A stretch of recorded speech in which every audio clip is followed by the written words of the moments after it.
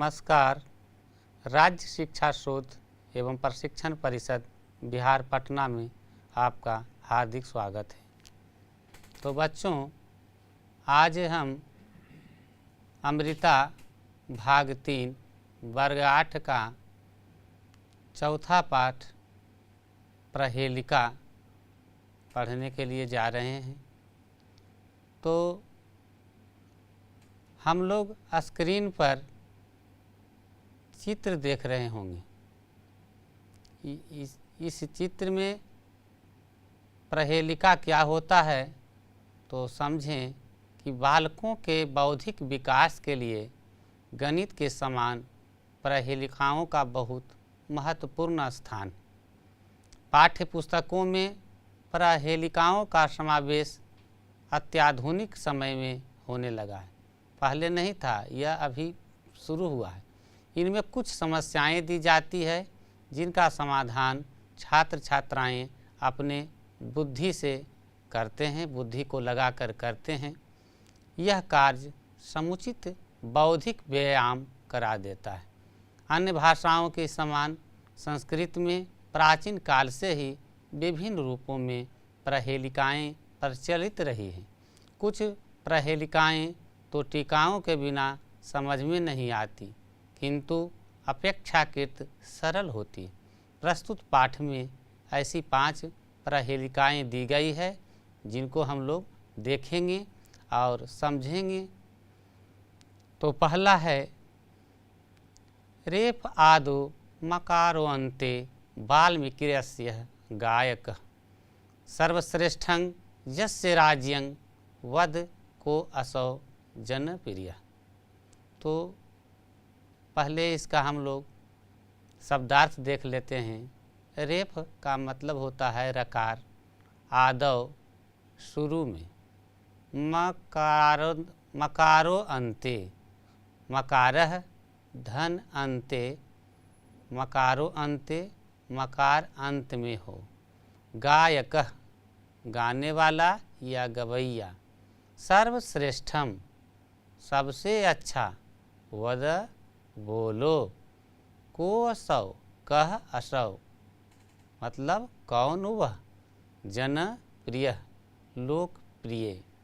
तो बच्चों, जिसके प्रारंभ में रकार हो और अंत में मकार हो, अर्थात र से शुरू होता हो और म से उसका अंत होता हो, और जिसको श्री महर्षि वाल्मीकि ने गाया, जिनका राज्य सर्वश्रेष्ठ रहा, तो ऐसे जनप्रिय राजा कौन हैं, इनको हम जानते हैं। आप लोग सोचिए और बताइए कि वह कौन है। तो हम चलते हैं पाठ की ओर। तो रेफादो मकारो अन्ते वाल्मीकिरस्य गायकः सर्वश्रेष्ठं राज्य यस्य राज्यं वद को असौ जनप्रिय। प्रारंभ में रकार, अंत में मकार, वाल्मीकि ने जिसका गायन किया, सर्वश्रेष्ठ जिसका राज्य था, वह जनप्रिय कौन था, बोलो। वो कौन है? तो वो महान पुरुष राम हैं, दशरथ के पुत्र श्री राम हैं। कैसे? जिनके नाम र से शुरू होता है और आकार लगकर रा और अंत में म बनता है राम। और महर्षि वाल्मीकि ने जिनकी गाथा गाई है और रामायण की रचना की है, वो राम का राज्य सर्वश्रेष्ठ था। कहा जाता है कि राम राज्य में सभी जनता सुखी थी, सभी खुश थे। तो वो कौन थे? वो थे राम। तो चलते हैं दूसरे पहेली की ओर। मेघ श्यामो अस्मिनो कृष्णो महाकायो न पर्वतः बलिष्ठो अस्मि न भीमो अस्मि को अस्म्यहं नासिकाकर। इसका जो शब्दार्थ है, मेघ श्याम बादल की तरह सांवला, बादल की तरह सांवला। कृष्ण श्री कृष्ण, महाकाय विशाल शरीर वाला, बलिष्ठो अस्मि बलिष्ठ चोड़स्मि यह विसर्ग संधि है। बलवान हूँ। भीमोस्मि, भीमः जोड़ अस्मि, यह भी विसर्ग संधि है। भीम पांडवों में से एक, भीम जो थे वो पांडव के मंझले 5 भाई में मंझले भाई थे। भीम के समान भयंकर हूँ। को अस्म्यहं, कह अस्मि अहम, कह जोड़ अस्मि विसर्ग संधि, और यदि अहम जोड़ देते हैं तो इसमें हो जाता है यन संधि। को अस्म्यहं, कौन हूँ मैं। नासिका करह, नाक रूपी हाथ वाला। तो मेघो अस्मि, मैं मेघ के श्याम सांवला हूँ लेकिन कृष्ण नहीं हूँ। और क्या हूँ, महाकाय हूँ, विशाल हूँ लेकिन पर्वत नहीं हूँ। बलिष्ठ हूँ लेकिन भीम नहीं हूँ। तो बच्चों बताओ वो, और मेरा जो हाथ है वह नाक का स्वरूप का है, तो मैं कौन हूँ। तो आप लोग सोचिए और बताइए कि वह कौन है। मेघो अस्मि नो कृष्णो, महाकायो न पर्वतः, बलिष्ठो अस्मि न भीमोस्मि, को अस्म्यहं नासिका करः। इसका अर्थ है मेघ के समान सांवला हूँ लेकिन कृष्ण नहीं हूँ। विशाल शरीर वाला हूँ लेकिन पर्वत नहीं हूँ। बलवान हूँ लेकिन भीम नहीं हूँ। नाक रूपी हाथ वाला हूँ, मैं कौन हूँ। तो आप लोग स्पष्ट देख रहे होंगे और समझ गए होंगे कि वह कौन है। वह है हाथी। वह कौन है, वह हाथी है। क्यों? क्योंकि हाथी का रंग काला होता है लेकिन वह कृष्ण नहीं है, वह मेघ नहीं है। हाथी बलवान होता है लेकिन वह भीम नहीं है, वह भगवान श्री कृष्ण नहीं है। उसका जो सूंड होता है वह उसका हाथ का काम करता है, इसलिए इसे क्या कहेंगे हम लोग, हाथी इसी तरह का होता है। चलते हैं अगले प्रहेलिका की ओर। चक्री त्रिशूली न हरो न विष्णु, महान बलिष्ठो न च भीमसेन, स्वच्छंदगामी न च नारदोपि, सीता वियोगी न च रामचंद्र। शब्दार्थ है इसका चक्री, चक्रधारी। चक्रधारी कौन है, भगवान विष्णु। चक्र वाला कौन है, भगवान विष्णु। त्रिशूली, त्रिशूलधारी, तो त्रिशूलधारी कौन है, भगवान शिव। हरो, हरो हरह मतलब शिव। स्वच्छंदगामी, स्वतंत्र रूप से भ्रमण करने वाला कौन है, नारद। सीता वियोगी, सीता वियोगी हल से अलग, सीता से अलग। नारदः, देवर्षि नारद जो ब्रह्मा जी के पुत्र हैं, जो हमेशा स्वच्छंद रूप से घूमते रहते हैं। तो बच्चों बताओ कि चक्र भी धारण किए हुए है और त्रिशूल भी धारण किए है, लेकिन नहीं वह विष्णु है, नहीं वह शिव है। तो बताओ, और नारद की तरह वह स्वच्छंद रूप से भ्रमण करने वाला, कोई रोक टोक नहीं, वह कहिए तो बिंदास भ्रमण करने वाला है। तो वो क्या है, वह सीता का वियोगी भी है लेकिन रामचंद्र नहीं है। तो देखते हैं इसके हिंदी में तो क्या है वह बच्चों। चक्री त्रिशूली न हरो न विष्णु, महान बलिष्ठो न च भीमसेन, स्वच्छंदगामी न च नारदोपि, सीता वियोगी न च रामचंद्र। चक्र वाला हूँ लेकिन विष्णु नहीं हूँ, त्रिशूल वाला हूँ लेकिन शिव नहीं हूँ, अत्यंत बलवान हूँ लेकिन भीमसेन नहीं हूँ, स्वतंत्र रूप से भ्रमण करता हूँ लेकिन नारद भी नहीं हूँ, सीता से अलग रहने वाला हूँ लेकिन रामचंद्र नहीं हूँ। वो क्या है, वो है साढ़। तो बच्चों आप लोगों अपने गांव में साढ़ को देखे होंगे।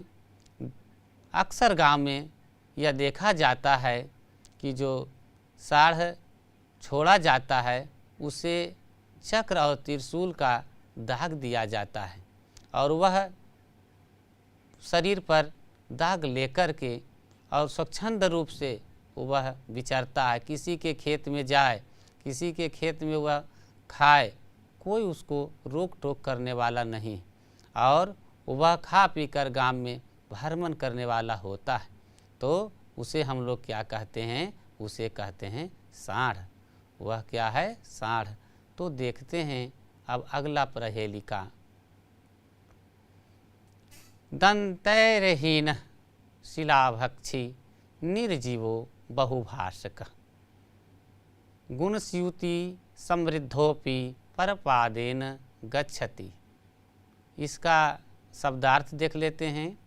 दंतहीन, दंतः जोड़हीन विसर्ग संधि, दांतों से रहित, शिलाभक्षी चट्टानों को खाने वाला, निर्जीव प्राण रहित प्राणी, बहुभाषक बहुत बोलने वाला, और गुणस्यूति समृद्ध धागों की सिलाई से युक्त, परपादेन दूसरों को के पैर से। तो यह क्या है बच्चों? तो दंतहीन, जिसको दांत नहीं है लेकिन पत्थर को खाता है। दांत नहीं रहने के कारण भी उसका आहार जो है वह पत्थर है। और वह क्या है? निर्जीव है, सजीव ही नहीं है, लेकिन बहुत बोलता है। उसके पास विशेषता क्या है? कि वह सिलाई से युक्त है और वह दूसरे के पैर से चलता है।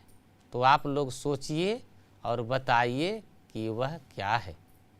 तो चलते हैं इसके हिंदी की ओर, तब पता चलेगा कि वह क्या है। दंतैर्हीन शिलाभक्षी निर्जीवो बहुभाषक गुणस्यूति समृद्धोपि परपादेन गच्छति।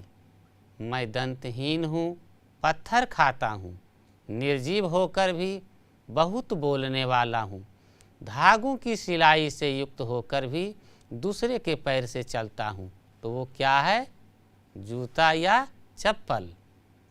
जूता और चप्पल हम लोग पहनते हैं, देखते हैं कि इसमें दांत नहीं रहता है, लेकिन यह पत्थर को भी घिस देता है, धीरे धीरे यह भी घिस जाता है।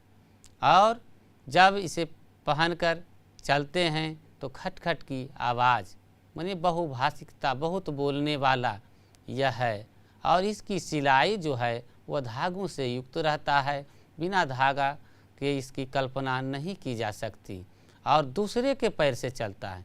बनता तो वह रहता दुकान में है, लेकिन जो ग्राहक उसे खरीद लेता है वह उसी का हो जाता है और उसके पैर के सहारे वह चलता है। वह जूता है या चप्पल है, जो हम लोग अक्सर सभी घर में इसका प्रयोग करते हैं। तो चलते हैं अब अगले प्रहेलिका की ओर। स्वच्छाच्छ वदनं लोकाः द्रष्टुमिच्छन्ति मे यदा तत्रात्मनं हि पश्यन्ति खिन्नं भद्र यथा यथम। तो स्वच्छाच्छ वदनम, स्वच्छ जोड़ अच्छ वदनम, साफ व अच्छा मुख। क्या है? स्वच्छ अच्छ वदनम, साफ सुथरा कहिए तो साफ सुथरा मुख। द्रष्टुम इच्छन्ति, द्रष्टुम जोड़ इच्छन्ति, द्रष्टुम मतलब देखना, इच्छन्ति मतलब चाहते हैं, देखना चाहते हैं। आत्मनम, किसको देखना चाहते हैं? तो अपने को कैसा दिखना चाहते हैं। खिन्नम, यदि उदास हैं तो उदास। भद्रम मतलब अच्छा। यथा यथम, जैसा। तो कहने का तात्पर्य है कि स्वच्छाच्छ वदनम, साफ सुथरा वदन है जिसका, और वह अपने आप को देखना चाहता है। यदि वह क्रोध विचार लिए हुए है तो उसे क्रोधित नजर आता है।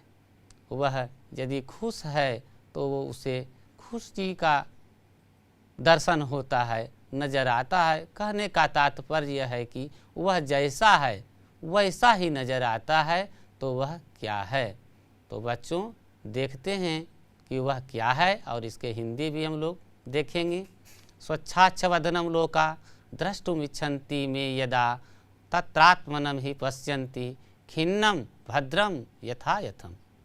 जब साफ अच्छा शरीर वाले लोग मुझे देखना चाहते हैं तो वहाँ अपने को देखते हैं, चाहे उदास हो चाहे प्रसन्न हो, जैसा रहता है उसी तरह से दिखता है। तो किस चीज़ में दिखता है? वह क्या है बच्चों? वह है दर्पण। वह क्या है? दर्पण। तो इस तरह से हम लोगों ने 5 प्रहेलिका को देखे और एक एक करके सभी का शब्दार्थ देखे, हिंदी अर्थ देखे और सभी पता किए कि वह क्या है। राम है, हाथी है, साढ़ है, जूता है, जो भी है सभी को एक एक करके हम लोग देखे। अब चलते हैं पाठ में व्याकरण की ओर। तो सबसे पहले हम लोग देखते हैं संधि विच्छेद। संधि विच्छेद में हम लोग मकारो अन्ते वाल्मीकिर्यस्य को सौ मेघ श्यामोऽस्मि बलिष्ठोऽस्मि भीमोऽस्मि को अस्म्यहं दन्तरहीनः गुणस्यूतिः समृद्धोऽपि स्वच्छाच्छ वदनं नारदोऽपि है। तो देखते हैं कि मकारो अन्ते कौन सा संधि है और इसका संधि विच्छेद किस तरह से है। मकारो अन्ते, मकारः विसर्ग है, मकारः धन अन्ते, मकारो अन्ते विसर्ग संधि। दूसरा है वाल्मीकिर्यस्य, तो वाल्मीकि जोड़ अस्य, यह भी विसर्ग संधि है। देख रहे हैं कि मकारः में जब अंत्य का योग होता है तो मकारो अंत्य बनता है, लेकिन वाल्मीकि जो विसर्ग यहाँ पर है, यहाँ यस्य जुड़ता है तो रेप हो जाता है, वाल्मीकिर्यस्य। इस तरह से विसर्ग संधि में अगला देखते हैं को सौ, यह भी विसर्ग संधि है, कह जोड़ असौ। यहाँ देख रहे हैं कि अ का आधा रूप हो गया है। मेघ श्यामो अस्मि, तो मेघ श्यामो अस्मि, मेघ श्यामः अस्मि, यह भी विसर्ग संधि है, कारण कि मेघ श्यामः के साथ अस्मि का संयोग हुआ है, जोड़ हुआ है, यह विसर्ग संधि। बलिष्ठोऽस्मि, तो देखते हैं कि बलिष्ठः, यहाँ भी विसर्ग संधि है, बलिष्ठः जोड़ अस्मि, तो कौन सा संधि? विसर्ग संधि। भीमोऽस्मि, भीमः जोड़ अस्मि, विसर्ग संधि। को अस्म्यहं, यहाँ पर देखते हैं कि संधि विच्छेद जो इसका है, कह जोड़ अस्मि जोड़ अहम, तो कह के साथ अस्मि को यदि जोड़ देते हैं तो क्या हो जाता है? को अस्मि, उसके बाद है अहम। अहम जो है अस्मि के बाद जुटा हुआ है, तो इसमें विसर्ग संधि के साथ साथ यन संधि है।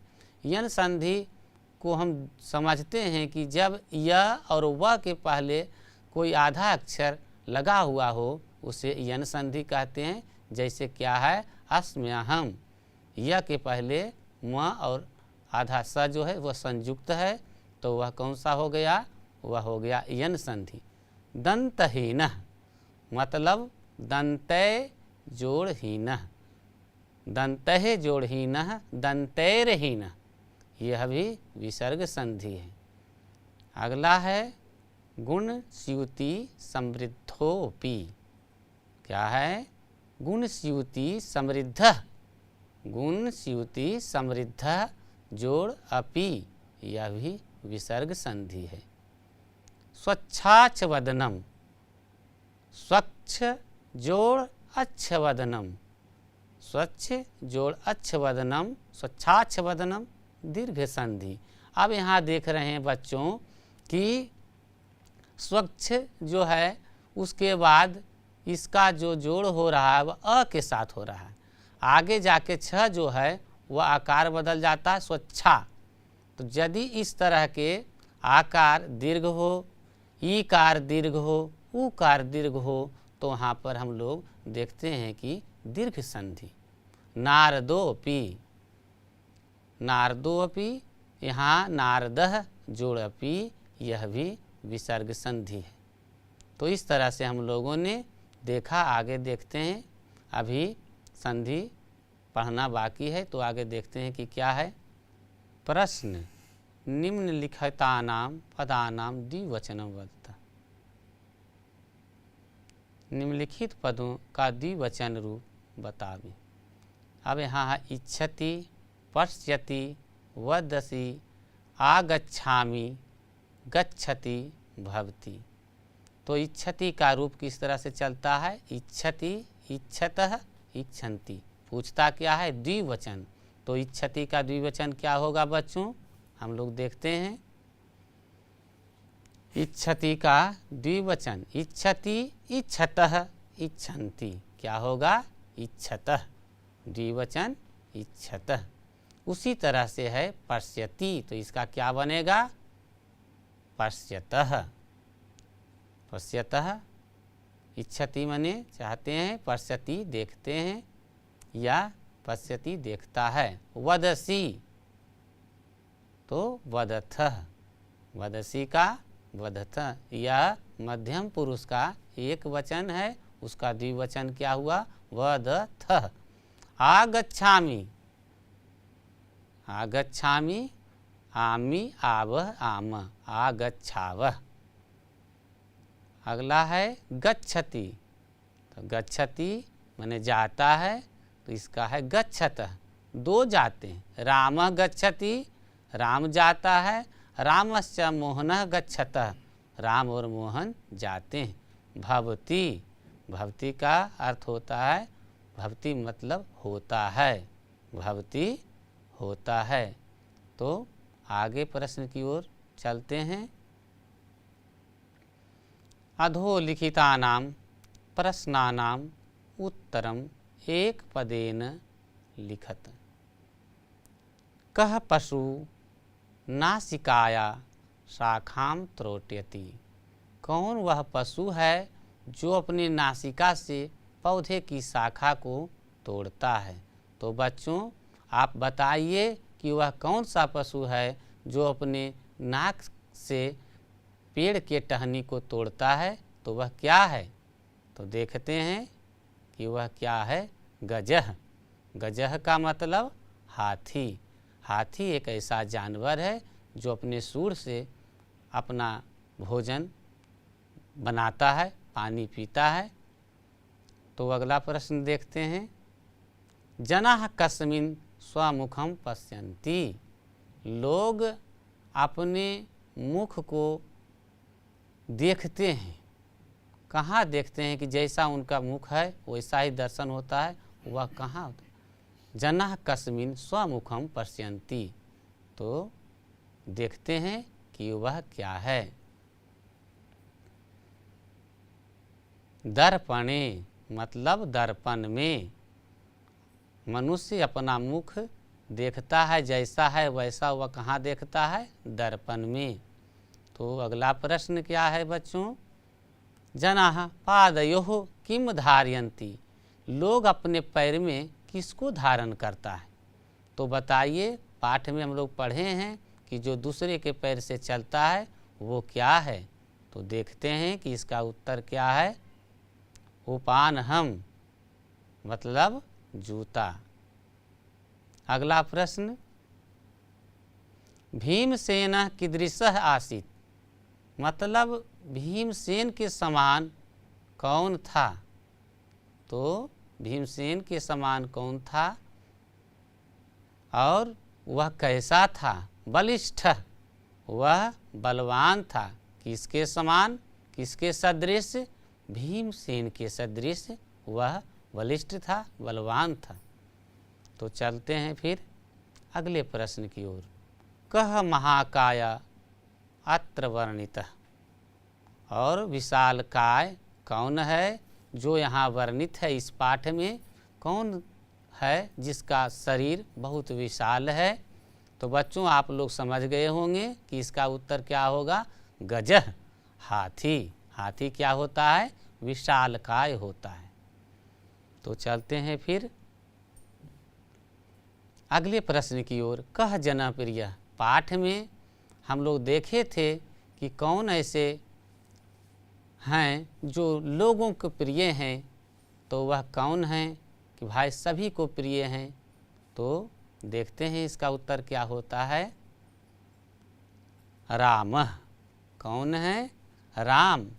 राम राज में सभी सुखी था और सभी के लिए प्रभु श्री राम प्रिय थे। अब चलते हैं अगले प्रश्न की ओर। अधोलिखितानां प्रश्नानां उत्तरं पूर्णवाक्येन लिखत। पूर्णवाक्येन लिखत मतलब जो नीचे आपको प्रश्न दिया जा रहा है उसका उत्तर पूर्ण वाक्य में लिखना है। तो संस्कृत में हम लोग किस तरह से वाक्य का उत्तर देते हैं? कस्य राज्यम सर्वश्रेष्ठम, तो राज्यम भी रहेगा और सर्वश्रेष्ठम भी रहेगा। बदलेगा क्या? कस्य माने किसका। तो इसका उत्तर क्या होगा? कस्य राज्यम सर्वश्रेष्ठम। पूरा वाक्य बनाना है। रामस्य राज्यम, राम का राज्य, रामस्य राज्यम सर्वश्रेष्ठम, राम का राज्य जो था वह सर्वश्रेष्ठ था। तो अगला प्रश्न, श्री रामचंद्रस्य पत्नी का आसीत। तो श्री रामचंद्र की पत्नी कौन थी? का मतलब स्त्रीलिंग के लिए प्रयोग हो गया है। तो हम लोग बताएं कि भगवान श्री राम की पत्नी कौन थी? तो इसका उत्तर क्या हो जाएगा? श्री रामचंद्रस्य पत्नी सीता आसीत। अगले प्रश्न की ओर चलते हैं। गजात भिन्न कह मेघवत श्याम अस्ति। गज से अर्थात हाथी से भिन्न है और जो मेघ के समान श्यामल है, श्यामला है, वह कौन है? गजात भिन्न श्री कृष्ण मेघवत श्याम अस्ति। कहने का मतलब गज तो श्याम वर्ण का है लेकिन उससे भिन्न पूछ रहा है। तो गजात भिन्न तो रहेगा, सिर्फ कह पूछ रहा है कौन? श्री कृष्ण मेघवत श्याम अस्ति। तो चलते हैं अब अगले प्रश्न की ओर। पादरक्षकः केशां भक्षणं करोति। जो पैर का रक्षक जूता है वह किसका भक्षण करता है, किसको खाता है? तो इसका उत्तर क्या होगा? पादरक्षकः शिलाभक्षणं करोति। जूता जो है वह पत्थर को भक्षण कर जाता है, अर्थात शिला को, पत्थर को भक्षण करता है, खाता है। चलते हैं फिर अगले प्रश्न की ओर। लोकः दर्पणे आत्मनं कथं पश्यन्ति। तो दर्पण में अपने आप को किस तरह से देखते हैं? इसका उत्तर क्या होगा बच्चों? तो लोका दर्पणे आत्मनम यथा यथम पश्यन्ति। किस तरह से देखते हैं? जैसा स्वरूप रहता है उसी तरह से हम लोग उसमें देखते हैं। लोका दर्पणे आत्मनम यथा यथम पश्यन्ति। लोका दर्पणे आत्मनम सिर्फ कथम जहाँ था वहाँ हो गया यथा यथम। तो इस तरह से हम लोग प्रश्न उत्तर देखें। फिर देखते हैं अगला प्रश्न। वाल्मीकि कस्य गायक। वाल्मीकि किनका गायन करते थे, किनको भजते थे? तो इसका उत्तर क्या होगा? वाल्मीकि रामस्य गायकः या वाल्मीकि रामायणस्य गायकः। इस तरह से हम लोगों ने देखा कि प्रहेलिका पाठ में जिस तरह से हमारे मस्तिष्क का एक्सरसाइज माने व्यायाम गणित से, पजल से इस तरह से होता है, उसी तरह से प्रहेलिका जो है वह हमारे दिमाग का एक्सरसाइज करता है, व्यायाम कराता है। इसमें सोचने की शक्ति बढ़ती है और इसमें बुद्धि का विकास होता है। तो हम लोगों ने 5 पहेलिका माने पहेलियाँ देखे। उसके बाद व्याकरण भाग देखे जिसमें अधिकतर दीर्घ संधि था। उसके बाद फिर कुछ प्रश्नों का उत्तर एक शब्द में दिए। तत्पश्चात पूर्ण वाक्य में हम लोगों ने प्रश्नों का उत्तर दिया। तो इस तरह से हम लोग अपने पाठ को पूरा किए और आशा रखते हैं कि बच्चों आप लोग इस तरह के पाठ को देखते रहेंगे। जो प्रश्न उत्तर है उन्हें नोट कर लेंगे और इसका निरंतर अध्ययन मनन करते रहेंगे। इसी आशा के साथ पुनः मिलते हैं अगले वर्ग कक्ष में। तब तक के लिए नमस्कार, धन्यवाद।